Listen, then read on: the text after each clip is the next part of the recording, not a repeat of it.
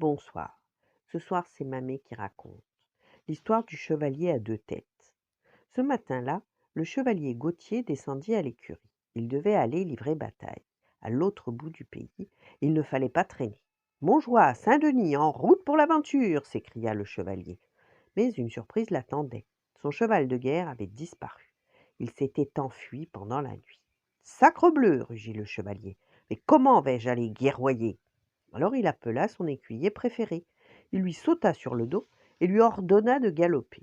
Mais au bout d'une heure de route, l'écuyer ralentit, trébucha, souffla. Rugit le chevalier, si tu marches aussi lentement, nous ne serons jamais à temps à la guerre.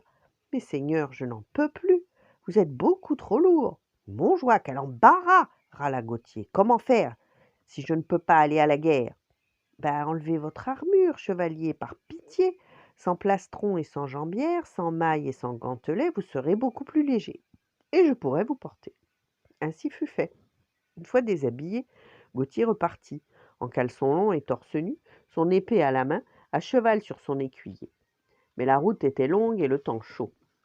Gauthier eut faim et soif.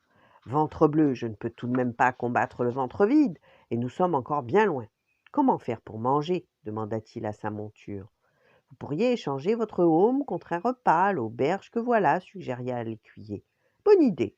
Et le chevalier but, mangea, s'empiffra, pendant que l'écuyer se contentait d'avoine et d'eau pure dans l'étable des montures.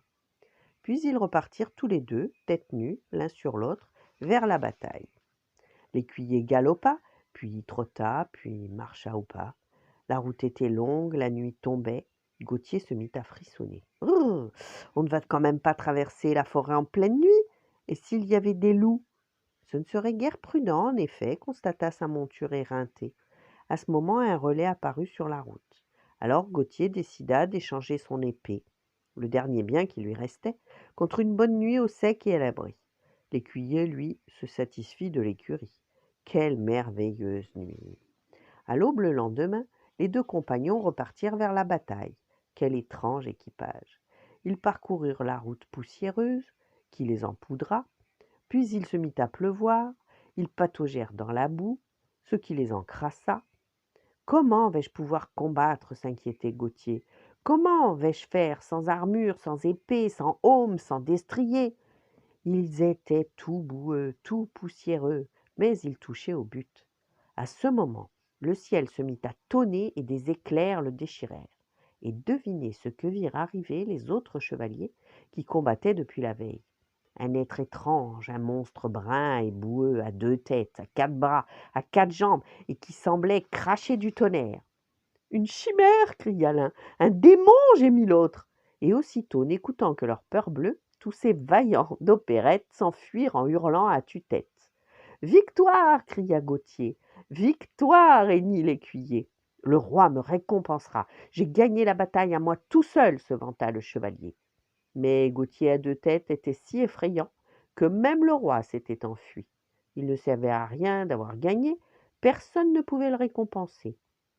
Bon ben, rentrons chez nous, dit Gauthier. Mais prenez donc un cheval sur le champ de bataille, suggéra l'écuyer. Tu es fou, tu es la meilleure des cavales. Et c'est ainsi qu'un écuyer devint la monture officielle de Gauthier à deux têtes, le chevalier le plus effrayant de tous les temps. Voilà, bonne nuit, faites de beaux rêves, et à demain.